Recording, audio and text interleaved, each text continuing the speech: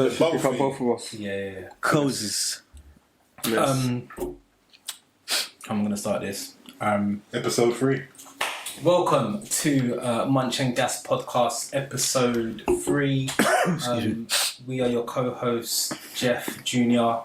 We are also joined by my two boys, Henry and Sean, or shall I say P-Jam, and Brother man. Nice, welcome. Thanks for having us, man. Yeah, man. I didn't know we were going to do round of applauses, but yeah. that was a spontaneous thing. You got, No, appreciate it. You got Still. that. So we've been talking and drinking for a little while already, but I like to always start off the podcast with an icebreaker. So I usually start with a funny one, but I've got a straightforward one this time. Why are you laughing for it? Hopefully it's not drawing one I out. know what you're like, innit? I hope you're P feels like he's about to be attacked, innit?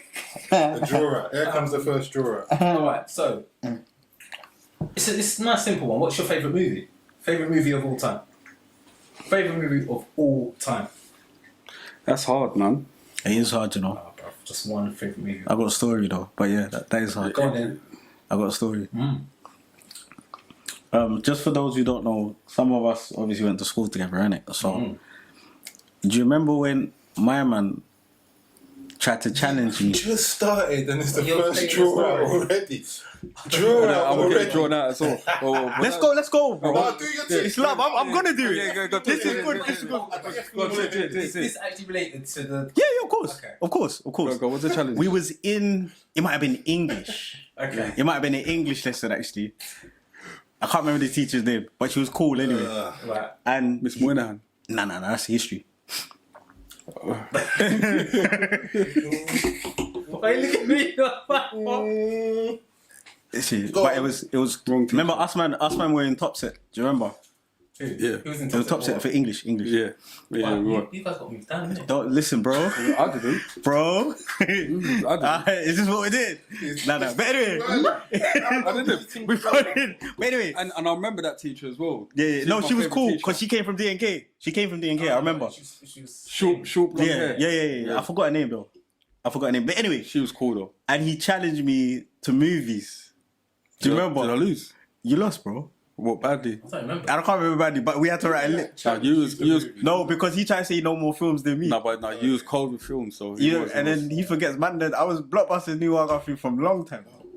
They know his last name, bro, when he walks in. Come on. That's how they reckon. Nah, he was mad. Who's The worst thing is, there's going to be young people watching this that don't know what Blockbuster is. They don't. Nah, you knew all them them undercover films. You know, like Dark Angel and All them. yeah, man. Come in peace and everything.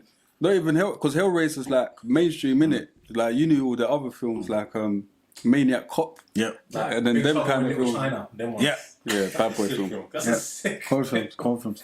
But Showing up sorry. age, man. See, but yeah, going back to the question, yeah, that's why it's hard because there's a lot of errors. Just one film. You can have your top 20 of like sick films, but one film that you You know, think like, is... not giving away our age and that, but there's a lot of errors of movies that like we've been through, so it's kind of hard. So Just pick a film. How do you... Just because. The worst thing is, yeah, you know who this guy is. Yeah. You can be doing this for another 5 years. No, Henry, just because in it, what I'm film? just straight coming to America. Oh, okay. I like that. That's my favorite film. I like that. Because I could watch that today and still catch so much last. yeah, that Coming to film's- America. That film is sick. you know what? Coming to America. Matrix. Matrix. Really? Yeah. Matrix, That's man. not a bad show. It was different in its time though, still. But Matrix, man. Yeah, but Matrix is a lot. Okay. There's a lot to it. There's- Matrix there's- is quite a deep film. There's a lot of It layers is. to it. Yeah, of course. It's the one. If you put the trilogy together, there's a lot of layers. Yeah, of to it. course. And it's more relevant now than ever, really. When you really check through it. For real. Junior, You already know, man. favourite film. Matrix as well. You already knew that. Yeah, to be fair, I did. What's yours? Sister Act 2, bro. Really? Yeah, why is it really like that? No, but that film's sick. Sister Act- though. Sister Act 2. Not the first one, the second one. Yeah. Bro, with Lauryn Hill. Okay. But when you think about it, when you bruv. think about it, Are you serious? That was your favorite. That's your favorite. Favourite film of I all remember time. enough of the singing scenes now. Bruv, I remember all the words, the scripts, the singing, the words, the dances. it was a good film. Bruv, Look at this guy. bruv, Look at this guy. bruv. That film. It's good. If you've not watched it before, go watch it. It's just- You can't compare it to Matrix though. but you can. But yeah, I see what you can. Well, it's interesting though, because what was yours coming to America? Come to America. Why? Because when I was young, That's on my top 10. I rated Eddie Murphy, you know. Like he was probably one of my favourite actors. Because he could do the action, he could do the comedy. Do you understand? He was bad boy with the girls. You get me? Eddie Murphy. Because that was, you see us man in the 90s. Yeah. And even it's one of them films I just grew up on. Coming to He was the America. guy. Both of them Eddie films Murphy you can was the watch guy. anytime. Yeah. I feel like it's the first time. Yeah, of course. I did watch Matrix actually, even and since that I did watch it. I didn't watch this side, but I watched Matrix no longer. I was trying to score my you know what I mean, I'm trying to Matrix. I saw the 1 and 2. I ain't watched we ain't watched the third one yet. There's a new coming to America, yeah. isn't it? It's coming soon. And I read Go on. that they're trying to bring Matrix on next one. Yeah. They've already done they are. They've already done this. Yeah. I can't wait. Okay, cool. It's going to be interesting how they do it. All right. I think Keanu's involved. Yeah. You know the what are they? The Wachowski brothers? Bro, I know what you're gonna say and allow it. They're no longer. They were when they filmed Matrix 1, 2, Of course. 3. Yeah. They were involved. They were men. They were male. Now What's hard? they are female. Okay. What's that? Okay. Okay. So no, but that's a fact. Because I was reading the script team, I was laugh. I was reading the news article, bro. What's your thoughts on that? And they were talking. Wait, let me tell you how I found out about it. Let me tell you how I found out about it because this is serious. So I was reading a news article about it and about the new Matrix 4.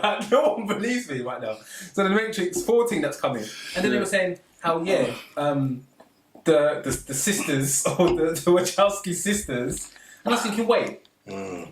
When I watched this stuff, I'm pretty sure there were 2 dudes that did it. Yeah, there was a And then I Wachowski. started YouTubing it to find out what's going on, and I saw the clips of them and how they dress now and everything. And Right. yeah, bro. Wait. I'm trying to understand. So Dad, what you know are what they? I'm thinking about though, yeah? Are they?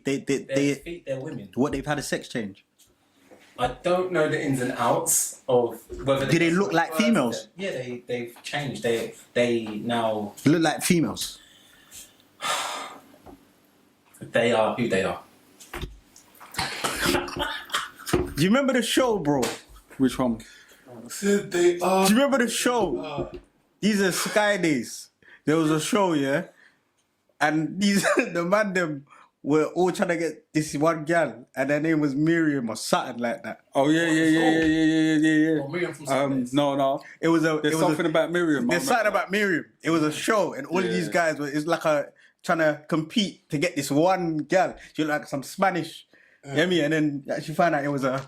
You know me? Oh yes. Do you remember that? I remember that. Yeah. I remember seeing the picture. I remember someone sent me the picture and thinking, "What do you think?" And I was like, And "Can you read the thing? It's a man." I was like, yeah, bro. When is this? This one we was in It school, was bro. a while ago, I was yeah. like, School whoa. days, I think it bro. was on like Sky One. I think It was on Sky One. Sky One. It was on Sky One. Mad thing. But yeah, Wachowski sisters, yeah. Yeah, bro. Alright. Bro, okay. Yeah, bro. It's mad. See, like the thing is, yeah, if I had like found that out in a way where like you found out, I would have been spun. I was smart. I'm not gonna lie. I was smart. Yeah, I was. It was a lot to process.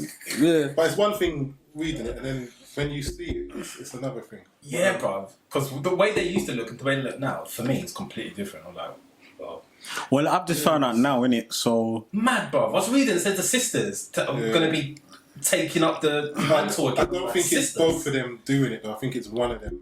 No, but one of them's doing, I think, the screenplay, and one of them's doing something else, or still helping in some way or something. But either way, Yeah, that's just the fact that I found. okay, So, yeah. right. Still the best film. Yeah, good on them, man. Yeah, looking forward to it. Anyway, we've touched on. I know we've been talking for a little while now, and sure. we've touched on school days. So obviously, I know you guys from we went to school together. So Yeah. for those who don't know, me and Henry were in the same class, and Sean, you were in the same year, but you were in H, right? Yeah. So it was the same half. S. He was in S. Yeah, so it was SHE and then BFC in it. I don't remember all the rest of them. But Yeah, but you know, S did run things. So still, you know. You don't have letters. come on. Yeah. Yeah, why? What's wrong with letters? You know what I mean? There's no full name for different. No, schools. But different schools do things differently, bro. They couldn't give you a name or a word or something. It's just, But my bro, no, bro, different schools do things differently. understandably. Cool. Salisbury. I'm now. You're in the I'm best gathering class, that now. Salisbury kind of, like, we had budgets, you know what I mean? Like, we just cut corners. I mean, things Yeah, are going what to be about done. So I hear that. S and H and who? E. S-H-E. It's the letters and from BFC. You get me? You get me? We were the best class, though. We were. Yeah, Like, we we had. It was. We had the key individuals. That's why you always. Yeah. You You know, we're always trying to. You lot had What, some, bro? but you get me. Us lot, you get me.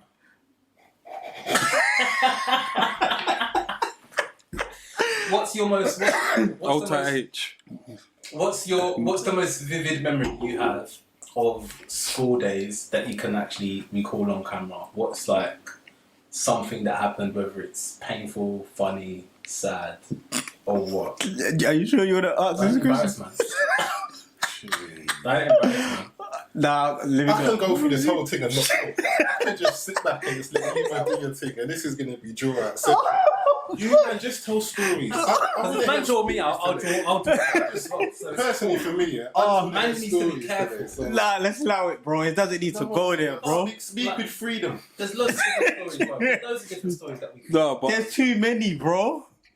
there's way too many. But There's too many. The ones that I can remember vividly are that it's either funny Yeah. or funny. What do you mean? What do you mean, bro? Come on, The thing is, yeah. just share a story, bro. No, I've got so many stories in it, yeah, and it's weird because my memory's like just but I remember them things. I've got so many stories. It would be wrong for me to even say so because they ain't here, fam. Do you understand? And it'll be like if they watch this, it's like, bro, why would you? But you You get me? Bro, this But we don't- podcast, bro. Share the story, We bro. don't need to mention names. No, but I've got so many stories. We don't need to mention. I won't mention names, but I've got so many stories. But you can mention us that was involved. But Yeah. All right, let's do that. I like that. I'm mentioning whoever because certain people are trending up and down, bro. So whoever. Ah, bruv, man said up and down. Would you like to explain what trending down is, please? No. That's good. It's good. So what's the story? It's like Hawkeye. You know how Hawkeye, man, we just. What's it? There's no need. There's too many though. There's actually too many. If you guys can't think of one, We were speaking about a couple earlier on. I've got a few, but bruv, come on, share, bruv. Well, maybe- boom, I'll tell you this. This is, maybe angle it. this is about me. Narrow it down. And this is about me. No, I'll tell you. I got one. Obviously, yes. We went to a school called Salisbury. There was a teacher. Us, man. We did graphics. Do you remember? What was the teacher's name? Graphics. I forgot the teacher's name. Art was Miss Butcher. Miss Butcher. Yeah. Graphics was Miss Cover. Don't remember that. But anyway, obviously, we had certain characters in the classroom, innit? So certain young people, as you know, would always get their names called. You know, when it was one of them ones where when you would get in trouble, just like when you was in primary, innit? For some reason, teachers would want to call your they want to call your full name. Why'd you have to say my full name? Why don't you just have to say Henry? Why'd you have to say Henry? I mean, you don't have to do that. Get me? And I remember, yeah, it's like in the class, because I myself, I was extremely good at art. Extreme. Yeah. I resonate with that a lot. Yeah, I was extremely good at art. I was very creative in He was like, good at art still. Yeah, I was good at art. And Who's better artists at me and you? Answer that afterwards, go on. we'll was get the into best. that. We'll get into that. What the? We'll get into that. But this is I'm ready today anyway. I was the best. But yeah, Man said I'm drunk. I Ox is actually he's actually gonna be just still watching. No, because this is good for me. I'm It just, is. yeah, this It is is. observation mode. It is. But anyway, so I never forget anyway, because us two, from what I remember, we was probably the most well-known characters in the class, but we were very good because we were both artistic. Yeah. Do you remember? Graphics and that. And I remember Take graphics. having to do some work. And I don't want to draw the teacher out like that, but yeah, Miss Culver anyway. And I never forget, bro, it was maybe remember school is from Monday to Friday. Yeah. Yeah. Blood. them days, I still lived in the T. I still lived in Netty, in Tottenham. So, bro, was it a Saturday or Sunday? It was weekend anyway, bro. I'm not supposed to be going to school, bro. Yeah. I got woken up by my mum or my dad. And the way our flats were situated, obviously it was the bedroom flat. So I'm upstairs, bro. I came out of my room and my room was right beside the stairs. I looked down, bruv. Believe I see Miss Cove at the bottom of my stairs, bruv. On a weekend. We there, blood.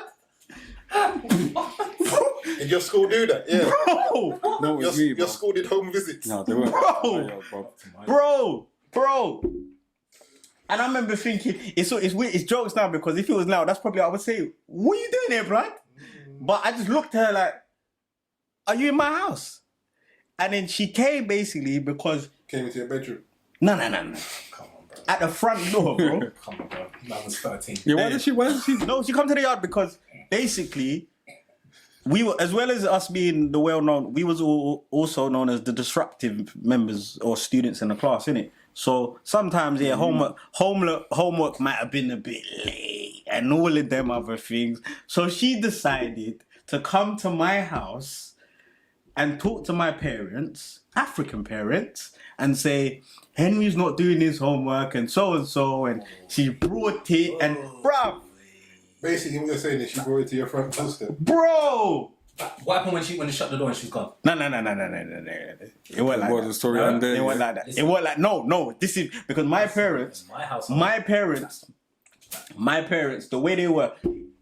the way I was, but then out of my parents, like the children, as in my siblings, I was the most challenging one, innit? Because when my parents would instruct me to do, I would do my own thing. I was smart. It wasn't deliberately, no, I'm just doing my own thing. I won't say nothing. I'm just doing my own thing. Him don't go out, I'm going out. Him don't, I'm doing my thing. Like, come back, I'm coming back. I'm still in my school uniform, it's like 10 p.m. You're reckless, bro. But anyway, so I was always doing my own thing, but then I learned later on in life anyway, as we know. But yeah, so she came. No, I didn't get touched, but it was. I got a grilling. I know I would have got a serious grilling probably from my mum. Listen, Do you understand? if that happened, She come to my household, yard. She come to my yard, bro. If that happened in my household, none of you lot would have seen me for a week. But you know what? Week. The thing that you lot are not thinking about is, I think it's something that's very important in regarding this story. Mm-hmm. If you came to your drum on a Saturday, Yes. that's not school business. It's not. She done that off of her own back. It was not necessary. I don't know where she lived. And the school was over here, but why did you feel it was necessary to come to my yard, bro? She thought that you were going to get beats. Yeah. Why did you feel it was necessary? She tried it. That if you've done that off your own back, she cares, man. She did that to You reckon? She liked you, man. Do you remember? Do you remember her though? I don't remember. I don't even remember. You don't remember her? No, man. Where do you think it came from? A place of love or a place of, I need to get this kid? You know what, yeah? Even so, I'll just say it, bro. She was a black teacher, innit? So, she was a covert. Oh, so maybe then. It might have been a The thing. scenario in my head Yeah. is she's up there on smoke. Yeah. No, she came because She saw your potential. no, she did. Yeah. She made me He's having enter. flashbacks to Sister Act now and everything. Bro, she made me enter, and I swear to God they stole my thing. But she made me enter a competition for designing a burger. Alright. A burger. McDonald's team. It was KFC. KFC for burger. And I'd done the wickedest drawing, bro. It was bad. And Did you get to the finals? bro, Nominated. after my painting went black, I'm putting this, imagine you're whatever age, 14, 15, blood, I'm putting this hard work, ingredients, everything, I listed it. Everything there, bro. I've done this spectacular drawing, sent it off. What's going on? Nothing. And then is it not years later, blood, I swear that's my burger, blood. What does it get down? Probably, bro. Bruv, sue them. Bro. If you got Was it definitely yours? What? The Zinger thing's yours, bro. Bro, one is something was that's my burger, bro. One of them must be mine. Man said the thing is Something with the bacon and cheese. Bro, that's my burger, bro. It's my burger. But say that Tell me a story, bro. say that to KFC still. What from school? Yeah, bro. Tell me something that I got stories though. vibrant story from school days. I remember whether it's funny, sad, or something, bro. Talk to I'll say 3 words. Sweet chin music. Oh, you see, I wanted to leave that out, you know. Sorry. Oh, What's happening? Were you there, I was there, bro. bro? And the thing is, yeah, I didn't want to. Nah, I'm not even gonna say it. That's you, bro. Right. So a good friend of ours talking to was that, running the a good friend of ours was running down the corridor. Our corridor was kind of like long and narrow. Long, bro. Did you kick Very someone long in and the face? narrow. So it was like It used to be. it was a our hospital, school. wasn't It it? used to be a hospital. Yeah. The upper school used to be a hospital. Yeah. So our friend was one end of the corridor running down, and he was running like quite pace. So as he's running, our friend Jeff over here, he's on the other end, yeah. And for those that know WWE wrestling, there's a wrestler called Shawn Michaels. He had a special move called Sweet Chin Music, and there was a thing that he used to do. Yeah, there's a thing that he used to do before he actually done the move, innit? You know, when he used to gear up. I remember. My man was doing that on one end. My man was running from the other end, yeah. Must have been, how far would it have been out? Maybe 50 metres? Bro, he was coming, bro. 50 metres? He was charging. It was quite a way, and he was running quite fast. He was I charging. remember he shouted at me from the fight, and it's a straight. Well, he was running like corridor. He was charging, bro. I was like, what?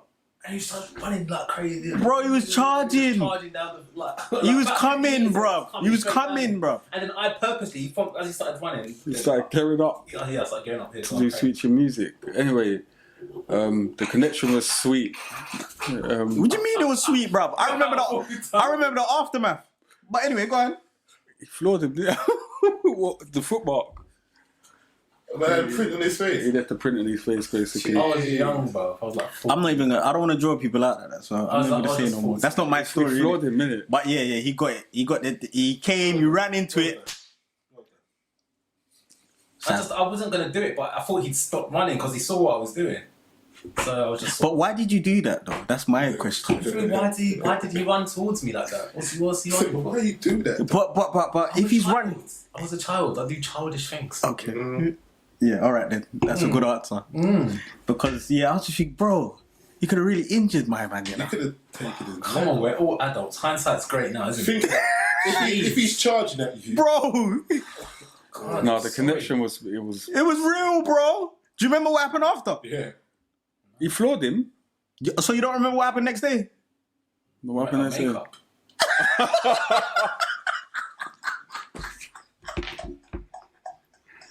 He put mascara on his eye, innit? He put mascara on his eye. He got To cover covered up up by the the bruise. girls in class, innit? Bro, Because the girls in our class were the worst. Savage. Oh, Savage. Savages, bro. It was savage. They, Oh, class. Savage.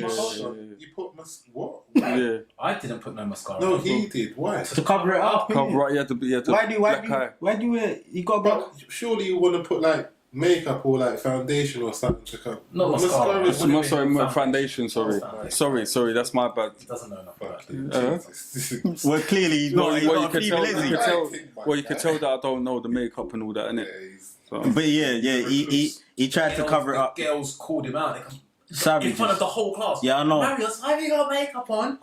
who? It must have been it was either Ruth. It was either Ruth, or it might have been Dion, or even maybe Yvonne, or maybe Irene. One of them called him out straight. Well, yes. And the gloves are off today, you know. No. And I hold tight everyone from school though. We love you, man. Nah, I love all of it. It was you. love. It was good. It was good times though. I wouldn't even though It wasn't always love, man.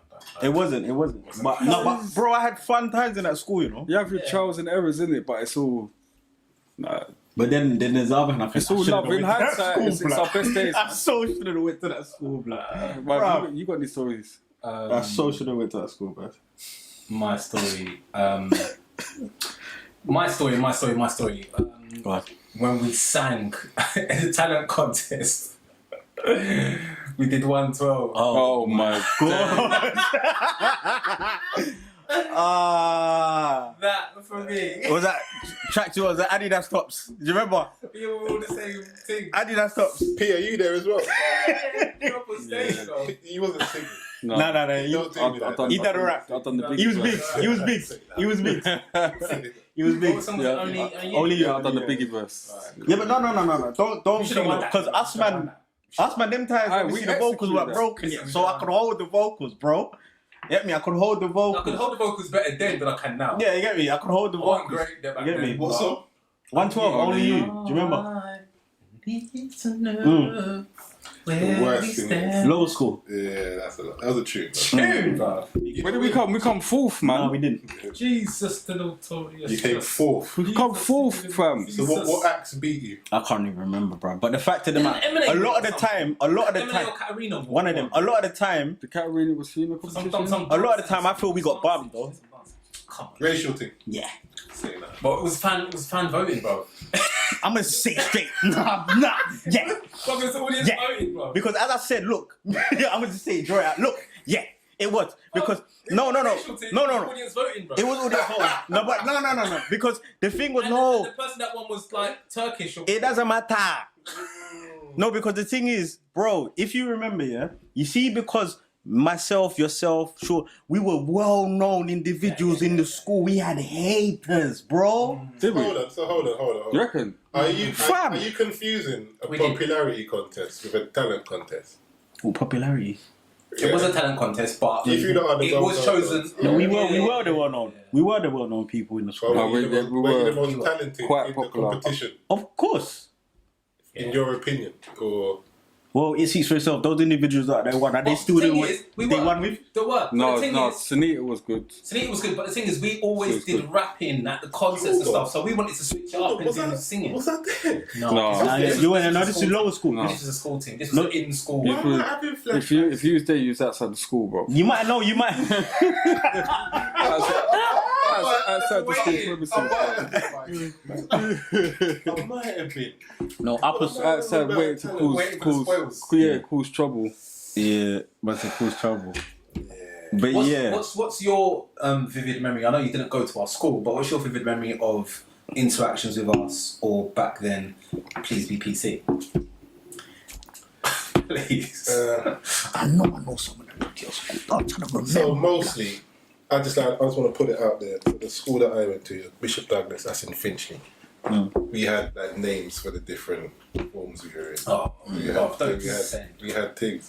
So all I'm saying, I got some level of education where I was at. But my most vivid memory of Salisbury is not really a good one because there was some badness when I came down most of the time. Yeah. A lot of badness. I don't think I could draw out any of those stories without incriminating myself or other people. Exactly. So talk about that then. So that's interesting that you mentioned that because that's, I think, an interesting topic for us to actually cover. Why? In terms of like, see, you're trying it. In terms of like the youth today versus how things were for youths when we were at school.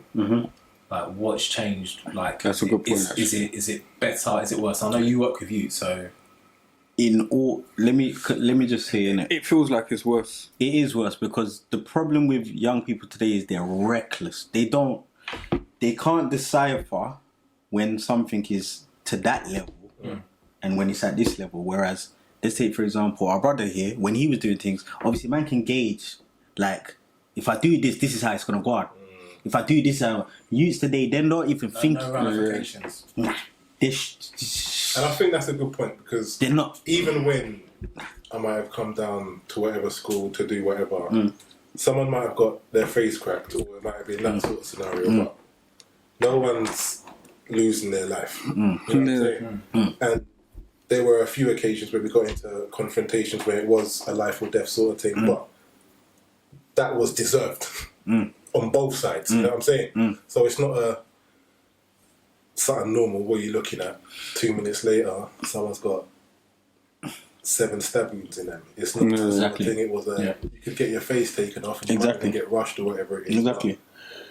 It's there weren't no Rambos or Exactly. It was rare. Access. It wasn't so rare, you. No, it wasn't easily accessible. That's the thing. Yeah, And then but the worst thing is, it's like we all had little things. Like we all had knives, and we all had butterfly knives and flip blades, and you had to roll with them at a certain time because you were involved in certain things. But you could have had a knife on you and still just punch up a man. exactly, it wasn't necessary. But that's what I was gonna say is I because don't think it was that widespread. I think in certain pockets, you had to move a particular way if you wanted to be not accepted, but if you wanted to feel protected and do what you need to do and just be in a particular crowd, you had to move a particular way. But I don't think it was that widespread even back then in certain pockets. Like I don't think that many people were exposed to that side of things. I think you had like the postcode wars and stuff like that, and people were robbing each other and stuff like that. Well, badness is badness. But nowadays,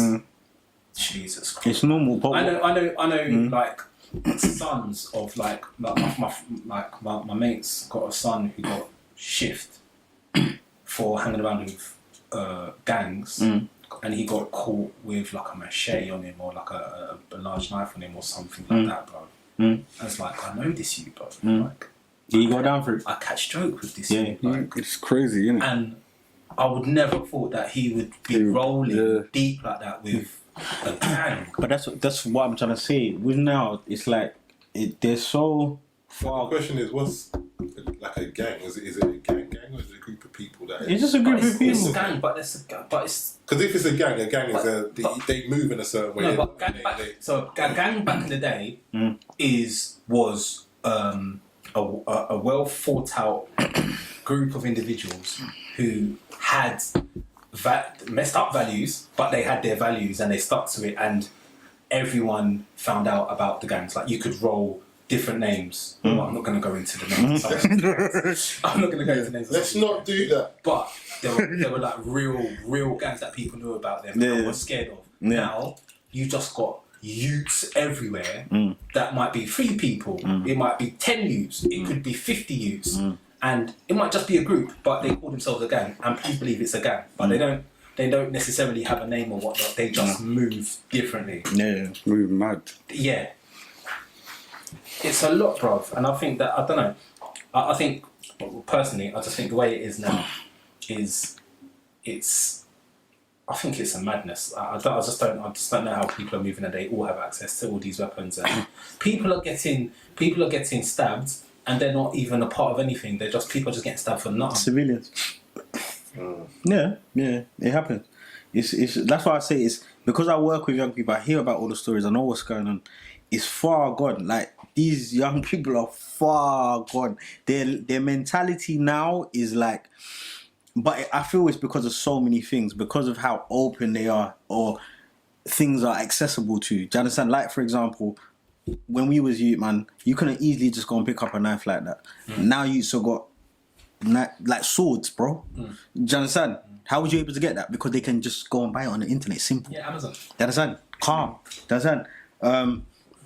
They've seen certain things. It's just, everything is just open.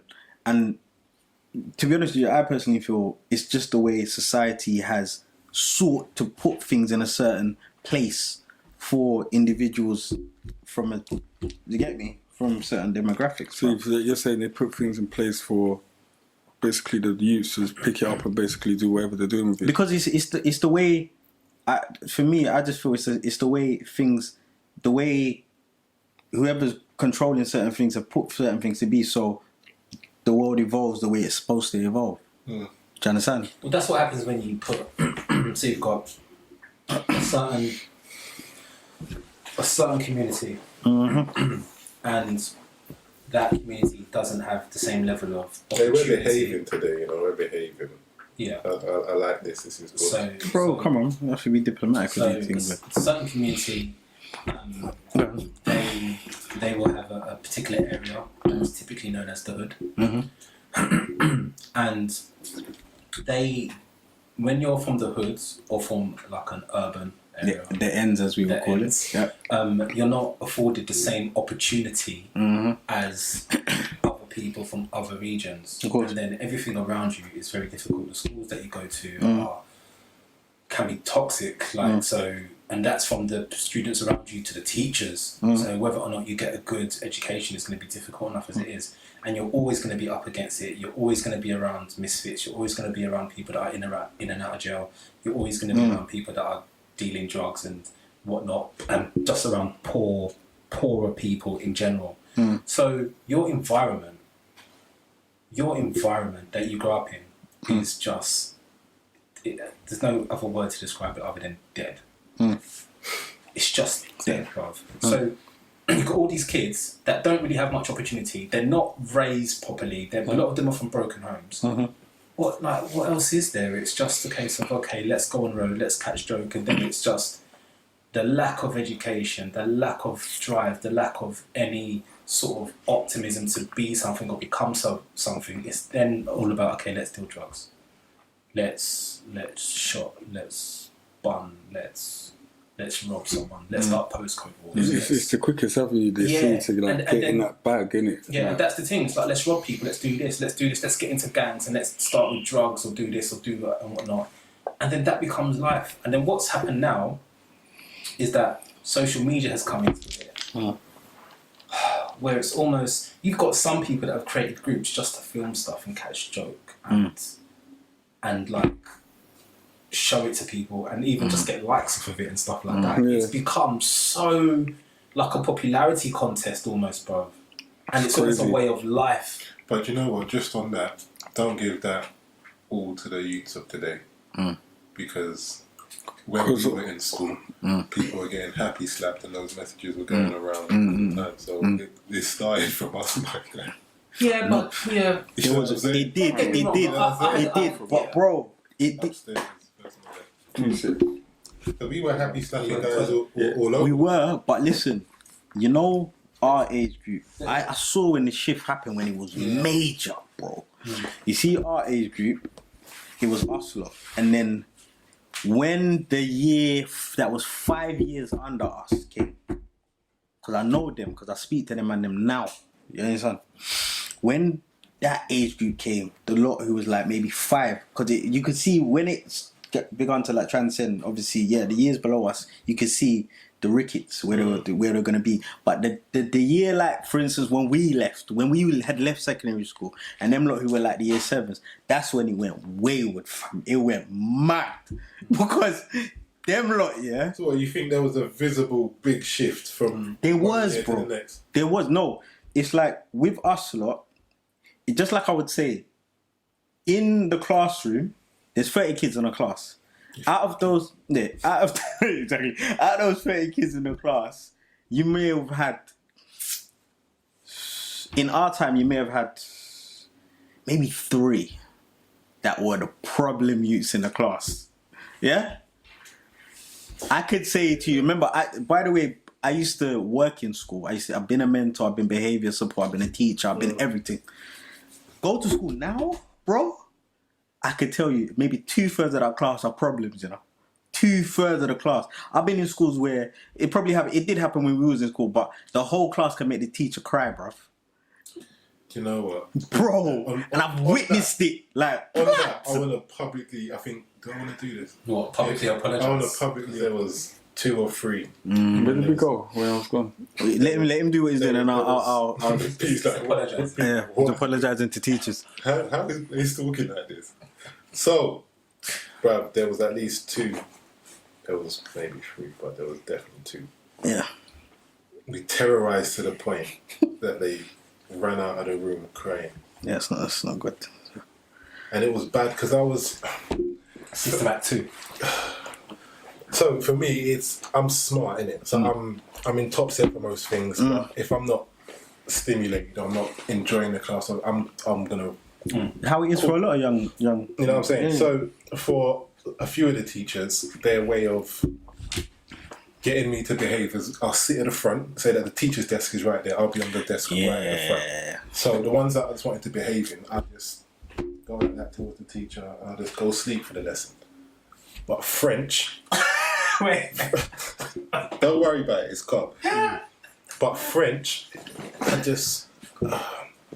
and we had enough supply teachers. It was a run of 2 or 3 supply teachers. And the last one, I battered her up to the point where she ran out of the room and she left her keys on the desk. What keys? Car keys? Nah. Oh, okay. School keys. School keys. Oh, What did you do? What did you He's do, bro? exposing himself because No, but this is his former. She Man, just left them there. asking for forgiveness and everything. You know what I'm saying? You get me? So, yeah, she left them there. So I just want to apologise. I just want to, because she just come to work to do her job. Bro! She didn't need that. Bro! Because if that was me, I would have clattered something over my head. I couldn't have dealt with a kid like me in school as a teacher. And I wasn't even that bad. You know what I'm saying? So, I've got the wicked, I bro. think that was apology out. Well done. I've got the best stories for you. I swear down. My colleague, quickly, I was working with him last night, innit? I work in a semi-independent unit, yeah? Yeah. What does that explain what that means? A semi-independent unit is for disadvantaged youth from the ages of 16 to 21 is what we deal with. Okay. And basically they put in, sort of supported living accommodation. Issues where they've got issues with family, sometimes foster children, all of them things. But yeah, and I was working with my colleague, he's a Jamaican man, innit? Proper yard man, bro. Yeah. He gave me the wickedest stories of the company, because I'm new to the company, innit? And he told me one story, like, about him and one gal, and she was a big gal, bro. And I had to manage her at the yard, bro. I was laughing. What, through work? Bro, when it gets night, you already know how you turn when it's night time, bro. Bro, they get active, but this girl thought she was bad, innit? And he had to show her. And he's like me, but he's a stocky brother. He's a yard man, and he told me the wickedest story. The way he dealt with her, yeah? Bro.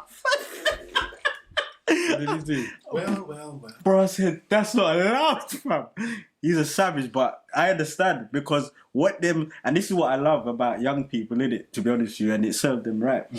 Sometimes they come across individuals who they forget, because the young people in the UK seem to think, you can't touch me. Nah. There's some people, they're not from this country, you know? Their morals, their principles is completely different. Yeah, listen, she was dealing with a yard man. He only been in the country for a couple of years, you know? Showed her what time it was, bro. The way he's dealing with her is different. And the way he dealt with her, yeah. I said, bro. I don't know why this has just popped in my head. It's right so funny, bro. Now that you're here, can you clarify Jeff's one line of the century? So we don't have to talk about the issue. Just relax. We don't have to talk about the issue, but just clarify for me that he said this thing. Ducked under the bar in slow motion. Okay, but I'm not sticking around for this. It's like a movie, isn't it? It's like he prepped that line. It's like he had it in the stash.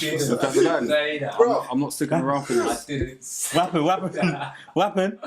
I didn't say that. Thank you. That's what we got. William said that. So remember we got to mad complication. With who? It was like that's a movie star line, guy. William said that. I said that.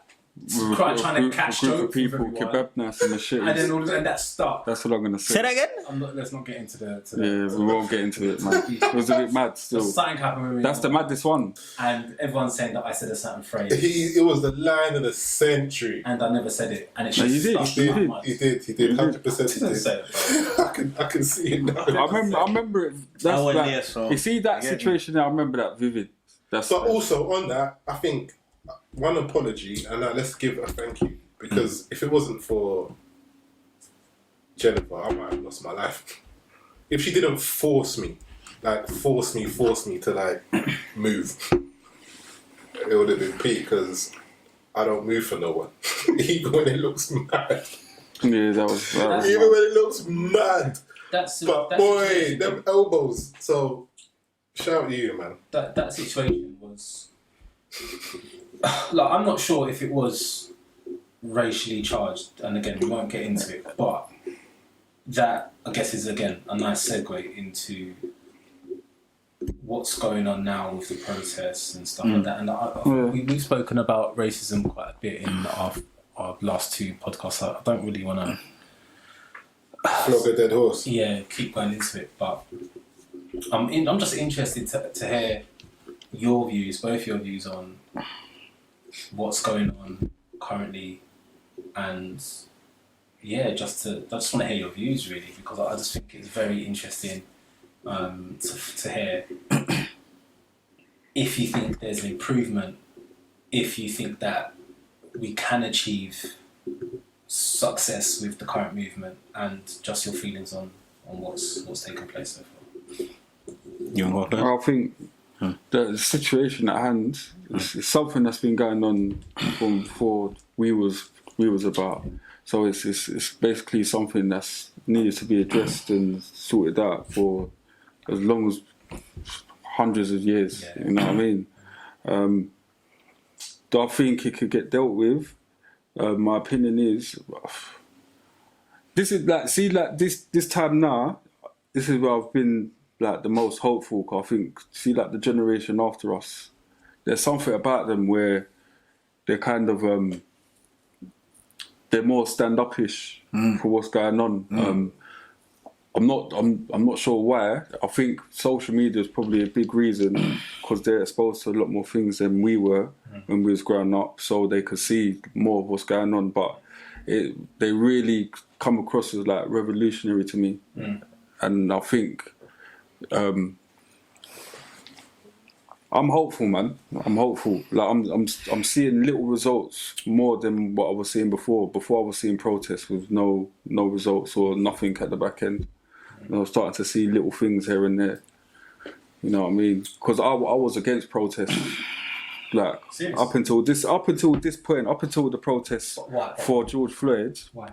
'Cause I thought them times I just thought it wasn't coming to no avail. Yeah. Like there was no results, just people just protesting, and I was in then the same boat. it was just back to the same thing. Like maybe my thought process and how I was as a person is a bit different then as well, because what I was thinking was like, right, if we're protesting and not listening, maybe we have to do other things, innit, for them to listen.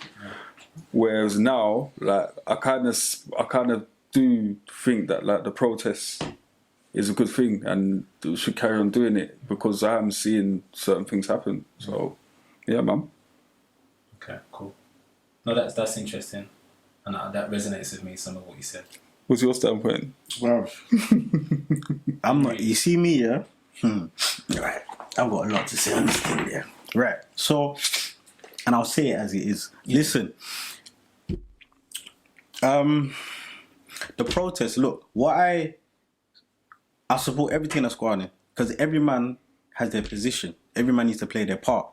There's certain man that will go and do. You want to stand on the front line and do your thing. If that's what you want to do, cool. I'm a different type of brother. But what I've understood is black people, being Caribbeans and Africans, we need to come together and build for ourselves. So I support man them like when Akon said it. Real is real, bro.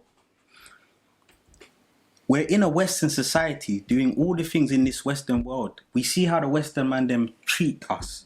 So why don't you take yourself back to your environment and do so in your own context and build for your own? But everybody can't just. I know that. It's easy for No, everyone to no. say that. I know this, and I understand that. But hold on, stop. Why isn't it easy for everyone to do that? What everyone can make money and go back? No, I understand that. Hold on. Everyone earns the same amount of money. Of course, not everyone does. You've got some people that work at McDonald's or work at Tesco. No, Loads I of hear people that. don't even have jobs. They're struggling. Okay, but that's fine. But there's those people that work at McDonald's and work at Tesco still go on a holiday every year. Still go on. There's but so much more in terms of education. No, but I'm saying, listen. And then having if you're saying it's not possible. That.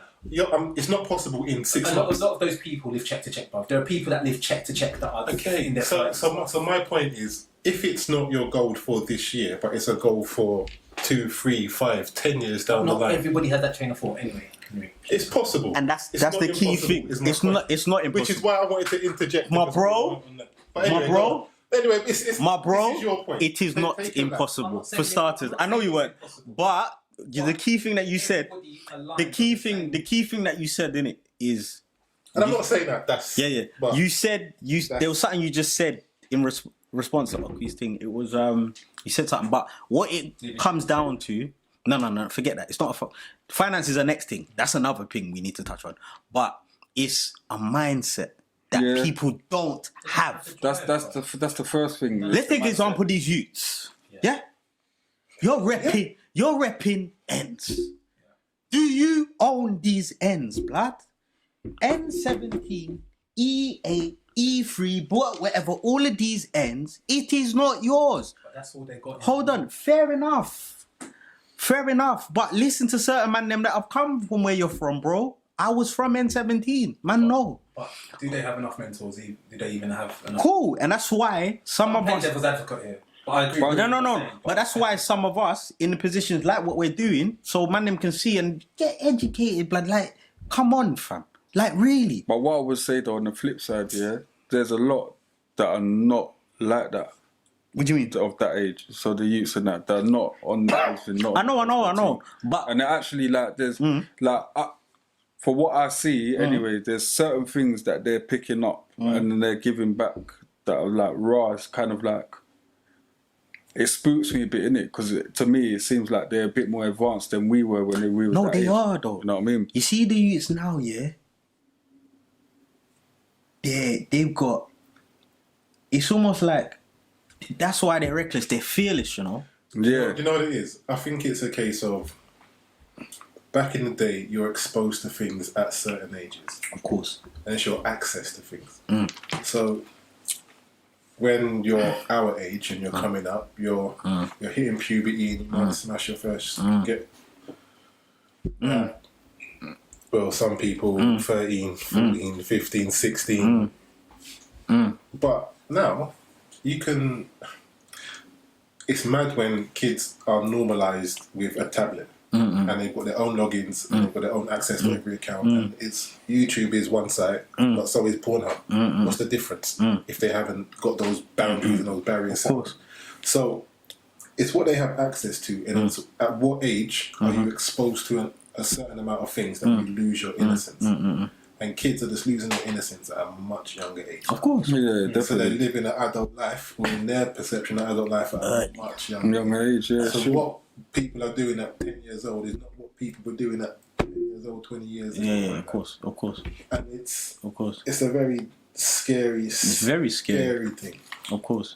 But that's what it is, your age of innocence. When are you losing it? And now, with access to everything, it's early. It is very scary. But coming back to that, what we are discussing, yeah, man. I mean, I feel what people are doing is good. Send out to man them like Swiss, this Black Pound Day thing, like doing things in a sense of encouraging members of the black community to support each other. Do you understand? Support the black man's business. Do you understand? But I understand this sometimes because it's the way the black man goes in certain business. You understand? So again, that thing, like, no, if like, hey, go on. Just on that particular thing, please. I rated him for pushing that initiative, and I rate everyone that's bragging about it. Yeah.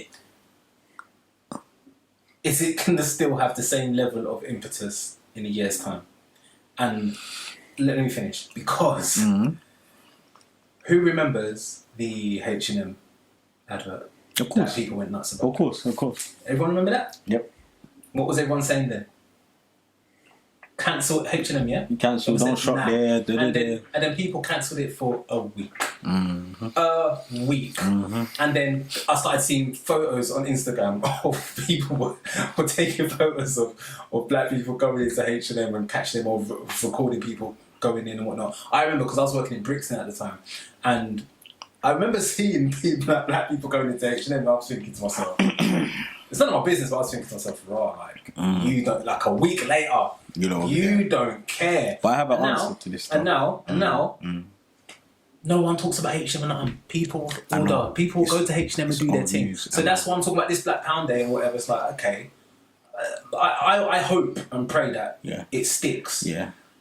But history tells me. But this is why. I think we would dictate something. No, but what I think the good thing is that it's been put into the atmosphere and it's there. Yeah, it's there. It's something that can build But in the it where H&M thing before. was put out bigger than the Black Pound Day. But I think with the H&M thing, it's a difference. It's like it's basically telling people to cut something out, which should be easier.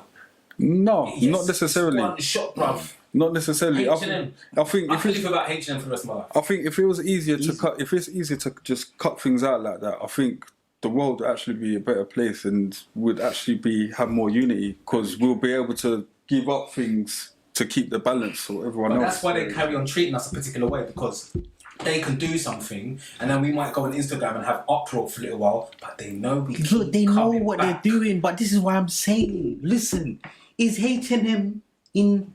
Just tell me, please, is H&M in Nigeria? I don't know. I don't think so. Is H&M in... Where's your background from, bro? Again, remind me. I'm mixed up, innit? Yeah. No, remind me. Jamaican. No, I don't want to say stereotypical and be a Jamaican. Go on. Guyana, Grenada. Alright, cool. Monster. Is it in Guyana, fam? Any of them that you've been to? No. Boom. So that's why I say, if you take yourself to where you take yourself... your parents came from, and you will be taken differently there, fair enough. You're British born, innit? But when you go there, look at my skin, bro. I'm darker than a lot of man, you know, and I was born here. If I go there and you see me there, all I need to catch on is to the dialect and the way man them are talking. Once they see me like that, same. You understand? Right? The reason as to why black people can be in this thing, they're still in the environment where H&M is. Yeah. If I put you in a different environment, you're gonna go on different because you're going to be supporting your man. You're going to be supporting the Ashanti grocery man because the Ashanti grocery man is in his residence, fam. Like what? Like, do you understand where I'm coming from, bro? If look, the way let's take for example certain blocks. The way certain youths go on in certain blocks is because they're in this environment. If you take them same youths and put them in the sun, on beach, in the Caribbean that I've been to, bro, their energy is going to be different. They're not going to go on like that. Why? Yes, in them environments it's more freer, so they could still be on badness, but it's different because the demographic, the society, you're going to wake up, every man looks like you, bro. But let's look at the logistics of it all. So, like, I hear you, but can we just pick up every black Caribbean person or whatever, and then just move back to where is that the actual solution? Everyone move back. But now, what in the state that they're in now, there'll be a lot of unlearning to do before you could do that. Like, and that goes is that a reality? I think that's key. Is, you know, is it just that. I think that's key for everyone. To what I just said, there's a lot of unlearning to do. But that's what I think. That's for the racists. They need to a lot of unlearning. Not even just for rates, like everything. Like there's a lot of factors. Right. There's a lot of factors, even for us, in a way where where we've been programmed in a certain. That's growth. Yeah. That's self-awareness and growth and stuff there. And there's a lot of stuff that people just close their minds to and just accept. So there's stuff that people. So you think there's no hope? I'm not saying that there's no hope. I'm just saying at the logistics, is that an actual solution of uprooting people and then everyone going back to Okay, so what really to give you a solution? tangible answer and to give you something that could be facilitated, I think it's this.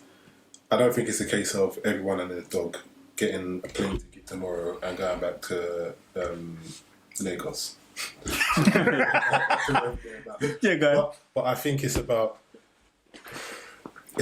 getting Africa or wherever your home country is to the place where it needs to be. Exactly. And what that takes is however long or short it's going to take, one generation of skilled workers on every level that can bring the country to a state where it's able to negotiate and trade and be on par.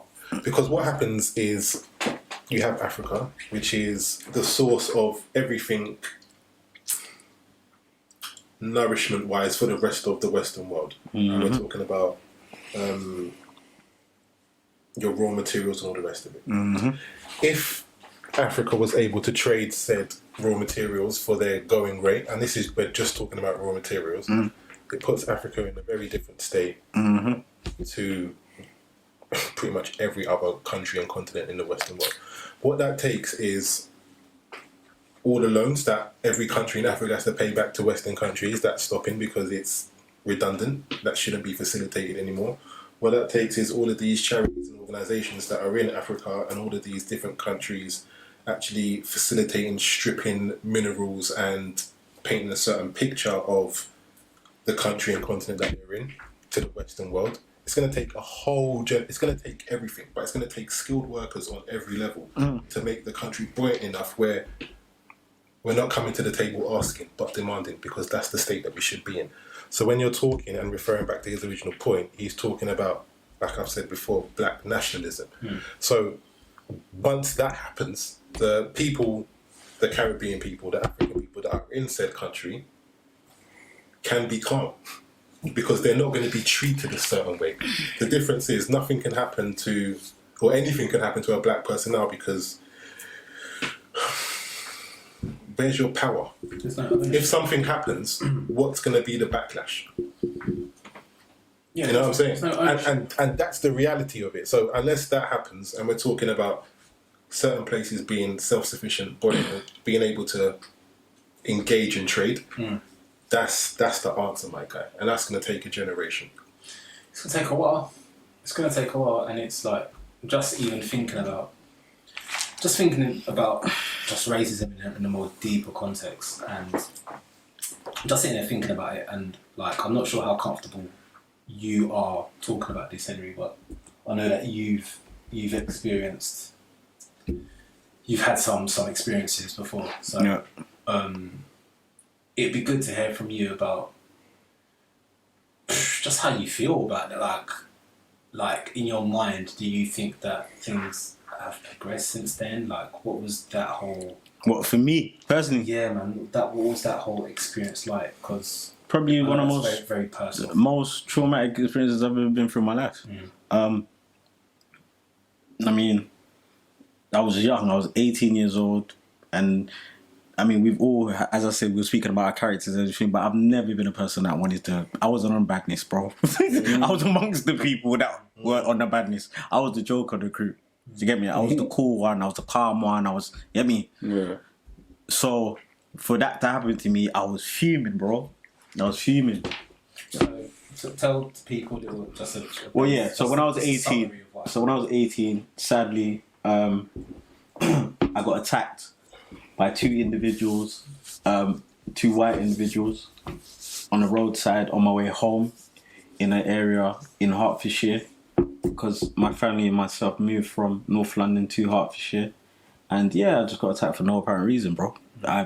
To this day, I remember everything. I've got vivid images in my head, even for the time when the police came to me sitting at the hospital in Enfield, and they're asking me, they've got the cheek to ask me, did I do something to provoke them? Fam, I'm coming from a rave at 4 o'clock in the morning. What time have I got to provoke people, bro? Check my history, bro. Have I got any previouses? Do you understand? And so there is a lot of stereotyping, racist, all of that, bro. I've had it. I've been stopped by feds. Still, I live in this Hertfordshire community. I've been stopped by feds asking me dumb questions like, do we know of you? What the fuck does that mean? Do we know of you? And I would say, no, you don't know me. This is like, I want to talk about your later point, but I don't want to sort of just sidestep what you've just talked about in terms of like the attack and whatnot, because I remember finding out about it, but I think it was you who told me. It was either you who told me, excuse you, or someone on Facebook. But they told me like I didn't know until like a few weeks later. Or something. Yeah. And my heart was just like... Yeah. My heart just sunk. 2003, man. And I couldn't comprehend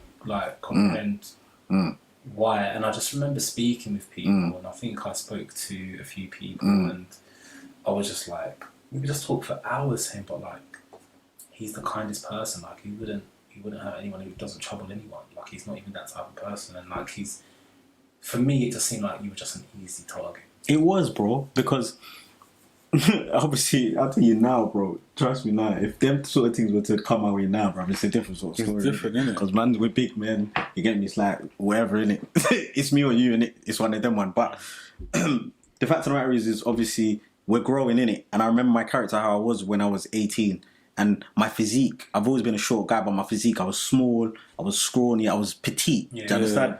So, and I remember there was a man named from obviously North London, Edmonton, that we went raving because we had a brethren who was a promoter. So we went raving to Leicester Square. Went to the rave with a certain man named that you know. Yeah. Come back, but remember, I'm the one that lived the furthest out. But this is where you get to see where your real friends are, because really, my name had cars. I should have been dropped home, innit? Yeah. But it's cool, innit? Get me? I'm one of them guys, I don't really care, innit? The way I came, I'll go, innit? See, that's... Because the fact of the matter is, remember, and that's another thing as well, and that's the disadvantage from coming from the ends, because you feel sometimes you're unbreakable. No one's going to trouble me. What's going to happen to me? What? Who? Me? Because I'm from Tottenham. Whatever. Anyway, so on my way home, it's late hours, and then people need to understand there's periods in the night where nobody is on road, you know. Yeah. So you could get away with murder. Yeah, it's different. It's different. And remember, back in them times, it was blacks versus whites. People can tell you who went to the school in the area. As soon as you got past Enfield Freezy Water, it was peaked, on, bro. It peaked, fam. It peaked. But then remember, I had never come across this stuff. Yeah. I just heard about it. But as I said, you know, think about it. And then I was also the type where I'm not taking cab, man, I'm just walking it. It's not a thing. Get me? On my way home, hit a certain point. And the thing is weird, and I always thank the Lord for it, because it's like I remember certain things. So even when I was recovering, a lot of things, it was more, I was in emotional pain, but physically I felt no pain. Even for the injuries I like sustained and all that, I never felt it. I just had to work from it. Do you understand? But emotionally, I was hurt because I didn't understand why. Come on, like why, bro? And I was thinking, wicked, blood.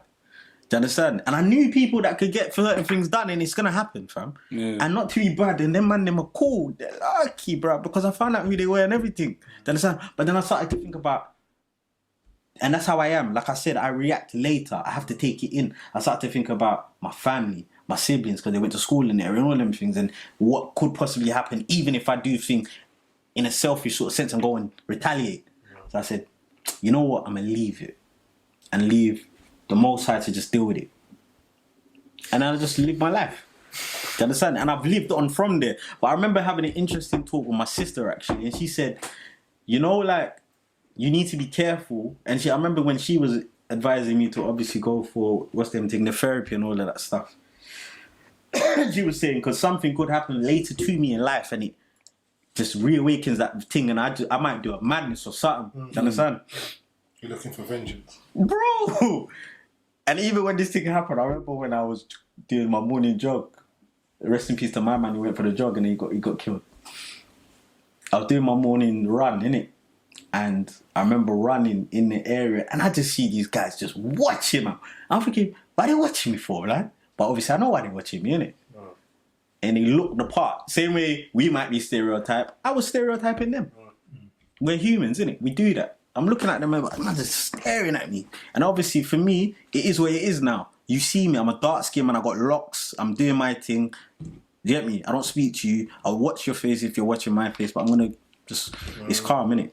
Yeah, looking at me, bro. Nothing happened, nothing transpired, but what I'm saying is, why he's staring at me? And not to forget, it's only up the road that they did this big EDO march, you know? It's just up the road, you know? Brother, and then the thing is, when I found out, he's a local. Bro, when I found out about the EDL march, even I was like, bro, I was just there like yesterday, blood. Swear, crazy. It's wild, but yeah, man. I mean, we thank the Almighty for bringing me this far, bro.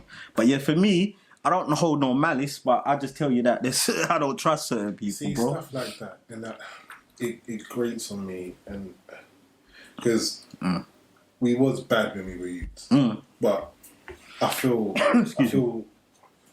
not even justified in saying when we were on badness, it was being done to people that deserved it.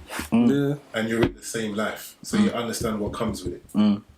But just to be a civilian and just to catch a stray, bro, it's just... Bro. And that's when, it's like, there's parts of me, the vengeance, and it would overtake me. And I'd go into that place and until I can... Yeah, it's different. Of course. So, and I remember for me, and you don't remember me in school, and that was cool, but I remember from that I developed some anger, bruv. Yeah. It wasn't good, bro. And I remember I didn't really care who you was, bro. I didn't care who you was. I didn't care if you was my family, whatever. If I lost it, I lost it, and you're just gonna feel it because at that stage, I was angry and I wasn't upset, so it took me time. But obviously, I'm a person who naturally I'm a calm individual. So me being in the spaces that I do, and because I'm a deep thinker, because I had to go rehab and all of them things. I was living at hospital, bro. So them. How long was treatment for? I was out of commission for 6 months, bro. Yeah, it was nuts. It happened to me January 2003. Yeah, bro. I was supposed to go to uni that year, so I had to retake obviously my year in college. So I had to get myself back physically and mentally and emotionally. So I was in hospital from January, came home for a minute, put into rehab. I was in rehab till summertime. And then the reckless years that I remember I went to Carnival that year, bro. With a limp, blood. It was a joke, fam. I used to walk around with I used to walk around with a little cane. I remember I had my little stick. I remember all of them things, bro. That's why I rate you. It was real. It was real. Because even growing up, so I always felt protective of you, even at school. Yeah. Because you were shorter than most and whatnot, but everyone loved you. Do you know what I mean? All the girls loved you. And I don't know, don't man. Blush, bro. Do you know what I mean? And but the things I never took advantage of you. No, you didn't. You didn't, bro. But some of them I do regret those. So what am I saying? So yeah, trending down. So I always felt protective of you and. Understanding what you've been through and the route that you've taken to get to where you've got to, bro. Obviously, the highest amount of props to you, bro, because you've been through a world of shit, and you've come out the other side. And more time, you're messaging me, even with my recent stuff that I go through and whatnot, bro. Honestly, I know I don't always respond. I might respond slow or whatever. But honestly, the messages that you send me to uplift me and keep me in a positive frame of mind, honestly, bruv, that stuff it's so impactful and so it resonates and it sticks. Yeah, so for you to even have that mentality with everything that you've gone through, honestly, bruv, that's a lot. How much do you think it shaped the person you are now? Totally, bro. Totally. I remember there was a point, even when I took certain walks in my life, there was a time I was a serious sort of Christian sort of individual and stuff. And I remember giving us testimony, as they would say, and admitting. To be honest with you, I think, obviously, I do believe things happen for a reason. I'm one of them individuals. I think things is timing as well. And I think that needed to happen to me because though I wasn't the baddest, but the way I was living my life, I was reckless in my own sense. So it almost had to slow me down and cause me to really reflect on life. Because even my education, I never took it seriously, bro. When I came out of school, bro, I didn't even come out with no GCSEs, serious, bro. That's why I would say school was good, but I shouldn't have went to that school, bro. Because the school I came from, I was top. They only gave you man letters. You get me? You get me? So with that being said, you get me? I came from a great school, like 10 out to St. Paul's as well, like. So how did you get through it then? So I know you, well, both of you actually did music, and you've gone heavy into the music. So it was. I guess superstar this one. I guess for you, Henry, you took music and you took that route to get out of it. But you can tell me more about that. But Peter Jam, I know Peter Jam is big on the music scene. I wouldn't say that. I wouldn't say that. Gotcha. No, it served me well, innit? I'm just grateful. What was the route? Tell me about the route from like when you left. From when I left school. When you left school, how from you leaving school, how did you get to where you're at? Well, do you know what? To be fair, What are the high points as well? all of you lot was there at the beginning, really. When you think about it. Bear mind was in the So you remember the yeah. So even from then, when obviously you remember I had like the one deck, the one technique, and I had the big mixer, and then you man used to come round before we used to go. Like it used to be like just before we was going to school or lunchtime, and I was there. Yeah, I was playing records there. There was like to the record shop all the time. Do you remember Excessive Records? Yeah. Down the road, used to go there, pick up the records, not spend my dinner money on any dinner. But yeah, no, obviously from then I was all of us was heavily into music, innit? Because like we thought that we was a little group in school as well. Jeff included. Jeff was like I was like the Puff Daddy, innit?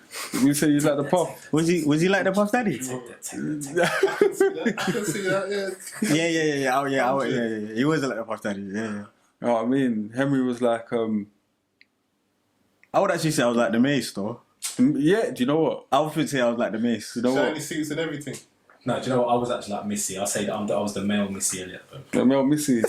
Okay. The dancing rapper. I don't know what the hell I was. Get from me. You're the Cameron, bro. You're the Cameron, bro. Killing Cameron. I'll take that. Anyway, carry on your story. But yeah, so Here we go. yeah, basically from then, remember when we was linking up with Gareth and them lot quite a lot. Well, and started MCing and like. Yeah, it was just like DJ and MCing. I was working at the record shop for a little bit, so like I got into like the distribution side and saw how that was run. So I was just always like around and into music, innit? But I think the journey started. You was there as well, weren't you? From Gareth, old type Gareth. Me and him bought one program called Music 2000 for the PlayStation, That was it. and yeah, it was just like there was a period of time where it's literally every day I was just around Gareth's house, just trying to figure out this music program and how to put tunes together. It got to a point where obviously like a lot of like my friends and that they was quite encouraging in it. They was into what I was doing, and then they managed to pass it on to another group of guys. Yeah, who happened to run a label called Dice Recordings. Shout out Kevin, shout out Chris, They love you. shout out Nath, and then shout out William as well, because it was William that actually took one of my tunes to them. They heard it, Serious? and yeah, I remember the tune as well. I remember the tune. She was called Powerline. I had it on I think it was a mini disc that I had it on. Man. Took it to them. Yeah, hey, that Dash Recordings. Yeah, they heard it, and then that was before Dice Recordings was actually developed. And they saw the talent in it. They was into building a label, and they just took me under their wing, man. And then from there, We'll experiment with us, man. yeah, you man come to the studio. Yeah, I lost my track. I was fuming. I did a track that I think was bad. You done a few. There's a few. Jaco's just not having it. You start bringing it. You started it off. But yeah, so yeah, for obviously Music 2000, like them lot took me under the wing. Dice Recordings got formed, and then it was there was one point it was me, Skepta. Who else was on the label? Like Jamie wasn't really under the label, but he was just there and thereabouts. They didn't rate him that much, though, did they? They rated him, but you know what, JME all the time, like from day innit, like JME's just been on his own thing innit. So when it comes to anything to do with like signing for something or being under something or whatever, JME's never been on that. Like even now, it's the same now. Like he's been independent from then to now, and he's had the same standpoint. So He's hard, Dustin. yeah, that's what it is with him, man. So like, big up to him. But yeah, Little Man Yeah, I remember Little Man. was in the label. Who else was there at that moment of time? Killer. Yeah, Little T. But was everyone signed, or was it just sort of like understanding? People were getting projects out. From a producer standpoint, it was just me and Skepta in it at that moment of time that was doing, because it wasn't even cool grime at that time. Like, it was still garage, and we was just making our interpretation of what that is at the time. And then like the name grime like come together when there was just a combination of tunes between everyone. So like there was, obviously you had the East London lot doing their thing. You had us. So like it was me and Skepta. You had Dexplicit that was doing this thing in North London. Who else? You had Static. You had quite a few people, man. And then they just come together, man. Some stuff's happened since then, right? So what's happened since Dash Recordings? Yeah, quite a few bits, man. So like I took a hiatus in it from like 2006 to like 2010, and then I come back into it. Juniors like trained up with me, and we formed a label, Beat Camp. The name Beat Camp was like originally from Dexplicit, because when I was like linking up with him doing music and whatever, that's kind of what our group was called, innit? Yeah. But it was Dex that actually made up that name. So when I come back into it and decided to start a label, like me and Blaze had a good talk about it and thought the time was right, actually approached Dex and asked if I could like continue that name. Like I got his blessing, and then like we're here. Like we actually like got a Dex release right now, so that's where we are now, man. Yeah. Full circle, man. Sick, bro. I see your stuff all the time, but I see you pushing stuff out there and whatnot, and I've always been a big supporter of yours. Yeah, no, you have, definitely, man. Like, definitely. Your talents from day one have been immense, bro. So. Oh, thank you, man. I think I'm really starting to notice it now, to be fair. You know what I mean? It's coming again, and I gotta remind him every now and again. But yeah, it's like, bro. obviously we started the label, like from a production point of view, I've done alright as well. Like I worked with I've done alright, innit? Done alright. Yeah, I've done alright, man. Like, I worked with Terror Danger, like I worked with him under Hard Drive for a little bit. I've done a bit of work with Shiesty for a bit at one point. What else was there? Done a release for one label called Night Slugs, which like that's shout out Bot Box, shout out Elvis 1990. That's a special one for me because I think that release there, I think it showed me to a different realm of what wasn't really looking at what I was doing at that point in time, and I think it opened me up to like a new set of audience, and it allowed me to like kind of like evolve in my sounds and not just stick to one thing and kind of try different things. What would you say your sound is now? Is it grime or is it something else? What is it that? It's mad. Like obviously I'm known for making grime, innit? So like I'm not really too tough on like labeling what I do like a genre or whatever, innit? So if people call it grime, then it's grime. I'm cool with that. But I would say it's like I'm heavily in love with like the dubstep sound as well as the grime sound. So like when I'm making music, I've got that sound in mind as well as the grime sound. So I'm trying, it's kind of in the cusp, innit? It's kind of like a hybrid between the two. But I would never put like a genre to what I'm doing or like name a genre to what I'm doing. I've never been like that. I don't know why. What's your foundations? My foundations? Oh mate, like my dad's. Growing up, my dad used to be with a sound system. So obviously, well, like when he was coming home and stuff, he was playing tapes from his sound or whatnot. He used to go out quite a lot because he had me quite young. So he was like basically the same age that I had my son. So he was still out raving. So when he was coming in, playing music or whatever, I was getting a lot of influence from that. And he was into a lot of sound system stuff, man. So I'll say that's like a very big influence, like sound system, bass heavy and stuff. Dancehall, drum and bass.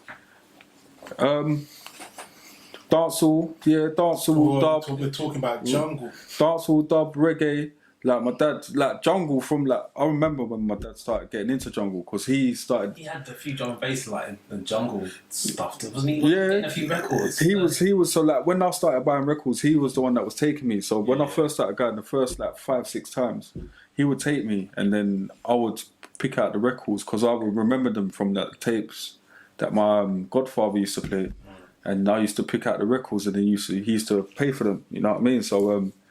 But even them times, him and my godfather used to go out. Like they used to go to a lot of jungle drum and bass raves when it first started coming about. It started being an thing like '93, and then I was just getting their influence when they're coming. I'm feeding off of their energy in it when they're coming in from like the clubs when they're playing certain tunes and they're recognizing things. I'm just picking up off of that. So obviously when I'm linking up with you, man, now. Like I'm playing these drum and bass tunes, innit? And like I'm talking to you lot how they're talking to each other. And then man, just from then, like I was heavily into that jungle drum and bass.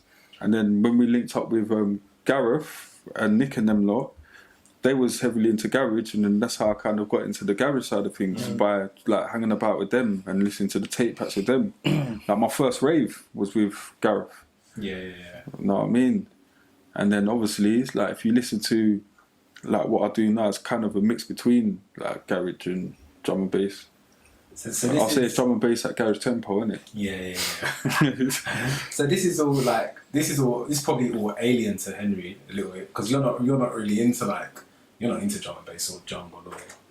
I appreciate it because obviously it was the time when it was popular, obviously in the 90s and stuff when Uslock came, and I remember going to Sean's and you get me, he'll be playing for, but I remember his passion for it weren't like us, man, didn't it? Like it was different. Like I remember Sean would be proper and I'm like, yeah, bro. But I would be happy for him nonetheless, innit? Because that's his thing, innit? We would chill there with you get me, while man's mixing. Because I remember it was Sean that introduced to man Ronnie Size and all that. I remember he was going about these guys, EZ, all of them. He showed man them all of them, and I was like, Ronnie Size. Probably. Yeah, he plugged me on all of them, and these man for these man, it wasn't because a lot of people don't believe. Like when I say to people, like when I have interviews and that, and I say that I was actually into like jungle drum and bass from like 9-10ish because like my dad and my godfather like. They don't believe me, but it's actual facts. Because actually coming into year 7, I was buying records before I come into secondary school. So from like my last year of primary school, that's when I started purchasing records. And my dad was taking me to the shops. So where did the rap thing coming from? Did we influence you on rap? Or Definitely. I'll say like, see the rap influence come heavily from like you and Henry, and then obviously like I was into what you lot was playing me, and then I'll pick up little things here and there. Like even my dad would be into like rap, hip hop, R&B, like everything, innit? It weren't just drum and bass and jungle, it was everything. But obviously what you man was showing me was more the current stuff. You know what I mean? That's mad. So Henry, like you're sort of more still into that world in terms of like being a lyricist and rapping and whatnot. And I love it. You mentioned that you're putting out a single also. You're trying to. I'm trying to put out a single. You're trying to. No, it's coming out, bro. Alright. So what's been your musical? My journey endeavours since school. Since school, bro. Okay, let's not highlights. What from school? Yeah, bro. What are the highlights? Like, what are the key things? Because you've done a couple shows. Because we all done music as a GCSE. Yeah, we done music. It was probably my second best GCSE for the ones that I didn't get. Talk about the thing. You get me? But yeah, send out to Miss Family. Shout out Miss Family. Send out to Miss Family. But yeah, where is it? Yeah, I know you put together a couple shows. You've done a couple things with as well. It's true. Yeah. What's that about? Music. I've been at a recent-ish show. Yeah. Which one? Camden. Jazz. Did you? Were you were there in it? Yeah. Sorry, bro. there was a lot of people that were there. Come on, Yeah. Man showed love. Yeah. I'm not like PJ. Don't do that. Certain time you can see my face. He's working. Yeah, I'm assuming. This is why I love Henry. No. I'm assuming he's working. Henry's actually back. He's working. up for me. Now I'm beginning to understand. You get me, PJ, man. The way he does his My thing. guy, you Cool, know, innit? my guy, you know. Yeah, I've done a lot now. But yeah, it's something I love. Music is something I love, man. It's something it helps me to function. Even when I went through what I went through with music. My mum would tell you the story, like, if you ever spoke to her about the one tune that kept me going. That's when 50 Cent dropped In the Club. Bruv, she remembers me lying in my hospital bed, thumping this tune. Because I remember that night, when the thing happened to me, we heard, that's when 50 Cent just dropped In the Club, innit? So we heard it at the club, innit? I was thinking, this tune is tough. It was a monster rhythm. And then I remember just being in the hospital and just thumping all of these 50 rhythms. And and I was like, Mum, man's gonna get there, you know? And I remember saying, and then that's probably why, because obviously growing up even, just take it quickly off track. You see, us man used to watch all these Arnold Schwarzenegger, Sly Stallone, and I remember seeing 50 and saying, Mum, when should I come out? I'm getting like that, you know? Well, I'm like that, you know? You get me? I was like, yeah. But, yeah, man. But music, yeah, it's something that, like, PJ, I mean, it's a part of my life, man. It causes me to function, so... So what sort of music is it? Hip-hop, straight hip-hop. I was one of them kids who used to... Are you conscious or you conscious? Splash man, dip man down? Nah. I can appreciate the dip man down because it's where on the spectrum are you? I'm a conscious rapper, bro. Alright. We used to write a lot when we were at secondary school. Yeah, I'm a conscious rapper. Yeah, we all did. All day. I remember my first lyric even when I was like 12. I remember it.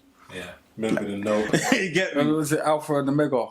Yeah. Was it that? Was There was Alpha, Omega. I remember. I think Apocalypse. I had bare names in that as well. Jeez. I remember Apocalypse. Yeah. Apocalypse in that. Jesus. The names back in the day were serious. Come on. X-Men and that. No joke. The comic taken. You know the thing. Onslaught. Yeah. And then today, what is it? Thanos. Oh yeah, Thanos. Oh, my Today, days. Thanos is the guy, blood. You know, you always once in a while you get them villains that people love. But I think he's that one that people love. Thanos is the guy. Every few years. Yeah. You get a Joker. Thanos. You get a special. He's different, man. Bane, I'll give it to Bane as well. He was another one. Bane was but cold. Thanos is just... What's his name from Black Panther? Killmonger. Yeah, he's a good one. Yeah. He was a serious. He was. There's been a few good ones. Very good ones. Don't be lying. Very good ones. But yeah, hip hop all day. As I was gonna say, I was one of them kids who used to stay up. MTV days, I would VHS. I'm recording your MTV raps, bro. I was up midnight. I got school in the morning. I'm staying up to watch my Your MTV raps. But you know how I used to learn lyrics back in the day? Like, What's that? You'd have to get cassettes, and you know, like you can't record. Like if you had a cassette that you bought, you couldn't record because the top of the top. cassettes. Yeah, you have to put like he was on some tissue or teams. something. I think I remember this shit. We all did so much. So I used to put it in the machine, and I'd turn the radio on, right, and wait for the song to play. I don't know if it's going to play that night, but I just wait for like 112 song or Tupac or Biggie or something. Just wait. As soon as I hear a little something recorded, or you have to put record and play. At the same time, Record it at the same time, I'd always miss the front bit, and then I had to turn it off at the end because they never played the full thing. And then I start playing it back to front and just start writing down what I thought they were saying, and most of the time it was wrong. But you know, and that's how I learned the lyrics. But that's how we all learned the lyrics, really. So the lyrics that we learnt back then, I don't think were the right lyrics, but I remember being. Yeah, my thing was a bit different. The way you're playing that's what we all had to record tunes. Talk about your musical journey because you're kind of working. Because you're working with me, innit? You're working with me, so it's a different standpoint, innit? Because you used to MC back in the day as well. So, okay, So I guess my base has always been hip hop, and I go go back, way back. The story that I remember is me buying my first ever CD, which was Reasonable Doubt. Mm-hmm. It's the first thing I purchased with my own money. Yeah. Really? Yeah. Okay. It's a different thing. And I remember getting back to my yard, and then my brother was in the first room, we used to call it the little room, and he was in there with a few of his brethren, and he so I'm in, he's like, what you got? And he's still, up until this day, he denies this story. Like, he 100% done it. So I'm in there, he's like, what you got? I show him the CD. He's like, oh, sick. Takes the CD, pushes me out the room, and then plays the thing for him with his benches, and I'm upstairs in the room above, like,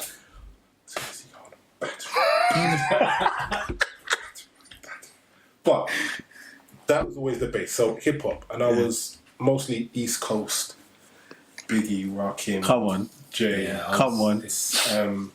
and so That's another conversation. a whole nother. So Yeah. I've always been like lyricist based sort of hip hop. Come on. Yeah. So up until today, me and P will still talk about like battle rap and all that sort of stuff. Yeah, Come on. Yeah. So I've always like content based. So growing up, everyone's a rapper, everyone spits, everyone's an MC. So started writing notepads and I was alright. Wasn't too bad.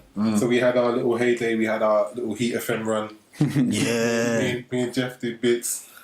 Me, Jeff, Pete, Interesting. I never got into that. R.I.P. Done bits. Never got into it. Yeah. So we You done serious? so yeah, so had a tiny run, but even mini experiment with Dice and them and some rap group thing. Yeah.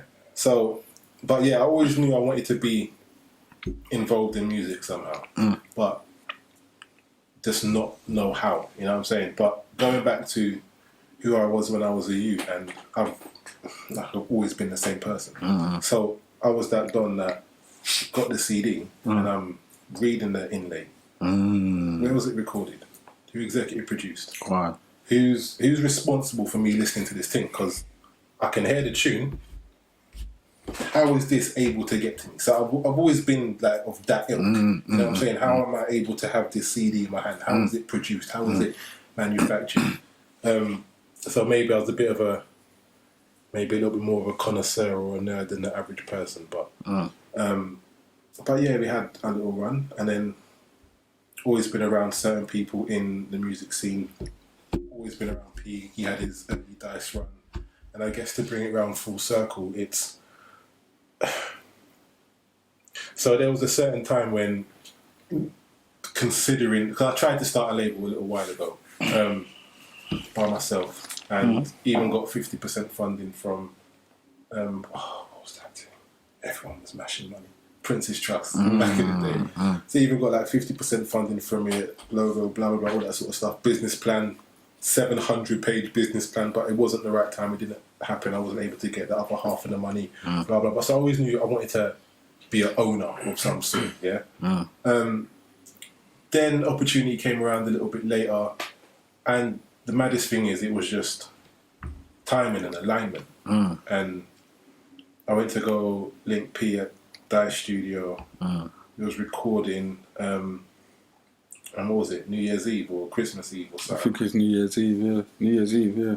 And so I think we'd spoken on and off about doing a thing before that. But I don't know, because it's the same way that you think P Jam's elusive. P Jam's He goes AWOL. he doesn't go AWOL, but he goes AWOL. But P Jam's like it's timing, and it has to be the right time. Otherwise, it's just not gonna go. So me knowing him from how old was I when we started running about CB? We're talking 14, 15, 16. Yeah. So anyway, it was Christmas Eve or New Year's Eve or whatever it was. I mean, who was you recording? Shiesty. Yeah. And we went to go check him at studio, and it was just it was just different. So we all toasting. And I got there just before 12. So Works is already mashing, but there's a little break. Toast, clink, clink, clink, clink. Happy New Year or whatever it was, and then P was toasting for like 5 minutes, and then he went back to work, and he was mixing down or recording, and I was like, wow, the energy's a bit different now. Seems like he's serious. I thought, alright, maybe now's the time. And then we made the decision to push the button on Beat Camp, and it's been a bit of a journey since then. Yeah. What's that, tune of the month now? Yeah, today we just got that today, innit? It's a bit of a journey. So yeah, we've had it's been a journey. Had hiatuses, and we've had a little hard drive run. Yeah. Done that side of stuff. But yeah, a few solid releases now, and so yeah, that's my music side. So co-owner of Beat Camp with P and Where. Yeah, Come on. alright still. Well, so I think this release in particular it's our first one that we've done properly, as in terms of like full packages in digital and vinyl.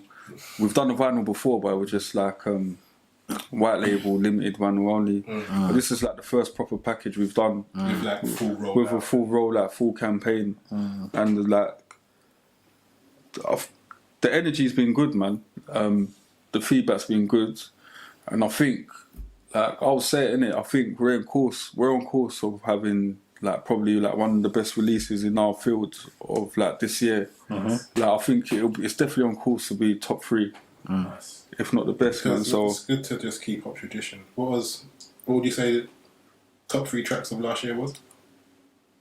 oh yeah. In the year before? So I'll say 2019, I've done Nando's with him.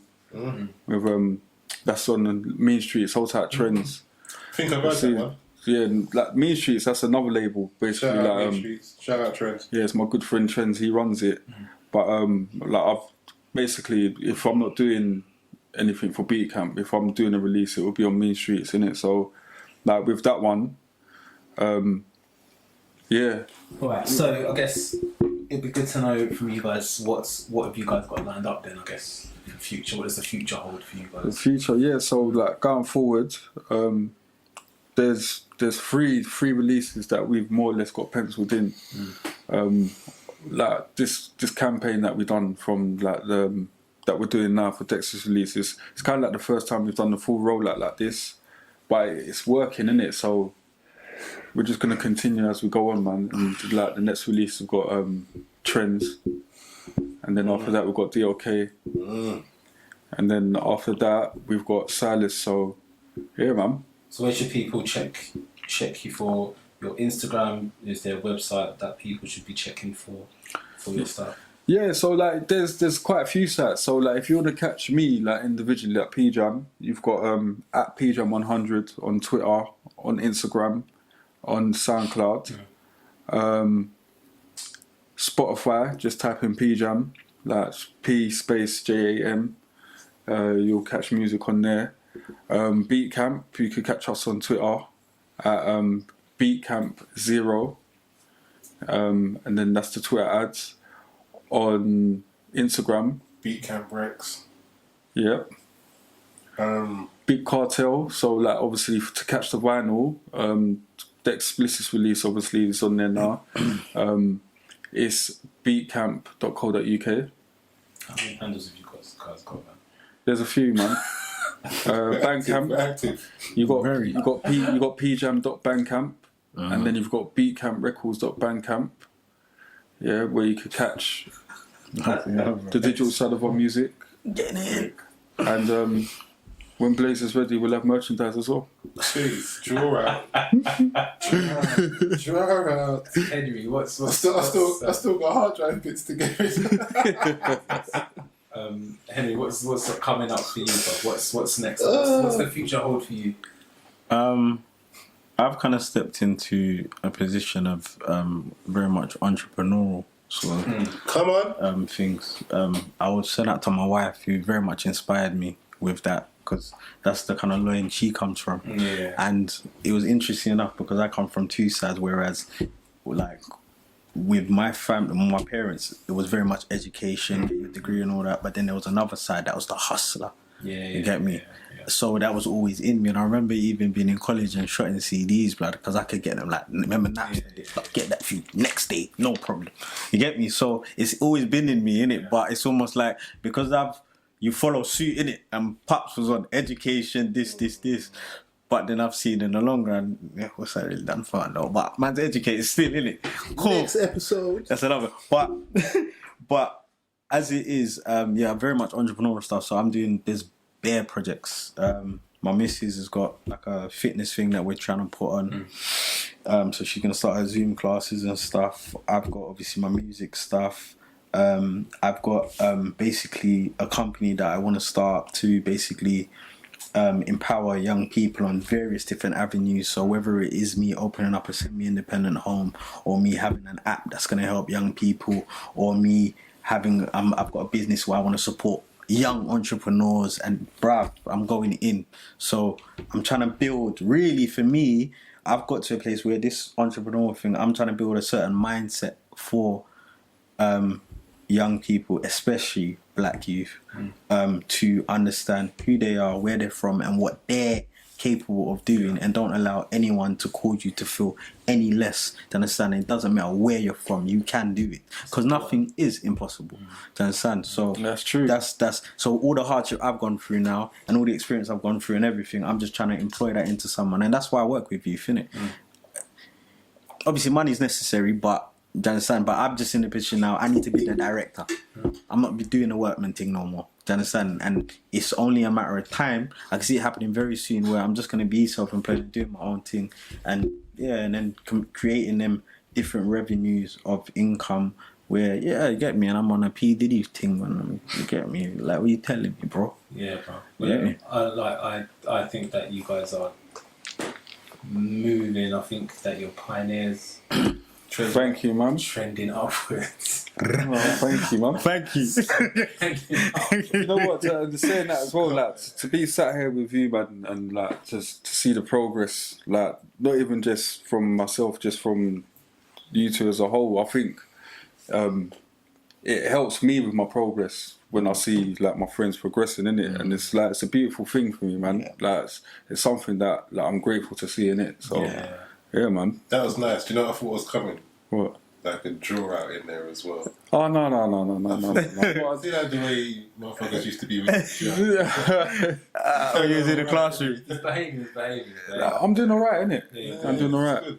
No, I think, and this is probably a great way to end it, but I think that I'm learning, especially over the last sort of 5, 6, 7 years, is that to surround yourself around progressive individuals, help people, helps a lot, and to have people around you that have drive, enthusiasm, and like people that just want the best for you. That enjoy when you're winning. Come on. Yeah, that helps. That's an important thing. I can't tell you how important that is. That is and from a genuine place. It's crucial, bro. Yeah, it's crucial. 100%, because there are people that crucial. that are around you, that you can have around you, that just don't. They're not happy when you're winning, and it's like a disease. I don't like it. I hate it. I don't understand that feeling of seeing my friends doing well, like you with the music stuff. Yeah. And I could never see myself like see your records popping off, or see you doing like on radio or on TV or for whatever, right? Yeah. And me think, oh, fuck, I wish that was me. Or like, why is I don't get that in it. Like I don't get that feeling in it. Genuinely happy for man, blood. Yeah. Because when you've won, I've won, bruv. We don't even need to talk no more. Bro. We don't even need to talk no more. And then certain man might have even changed along the lines. Do you understand? Like we all come from certain circles. Yeah. I remember seeing when I saw Skepta, I was like, bruv, bro, well flipping done, bro. Yeah. Same with Jamie, bruv. I went to school with these man them, and this is primary, bro. I remember them man them. We all know each other, but well done. And the thing is, come on, obviously, because like obviously they're part of my musical journey, isn't it? From like the dance recording stage, like they deserve it. Like I saw their work rate, I saw how much they love the music and how much work they put into it. So like to say anything else but they deserve it is just a crime, really, man. So like big up to them, and like even that that's inspired me to do what I'm doing on my journey, and to keep going. You know what I mean? So, yeah, man, No, it's important. definitely.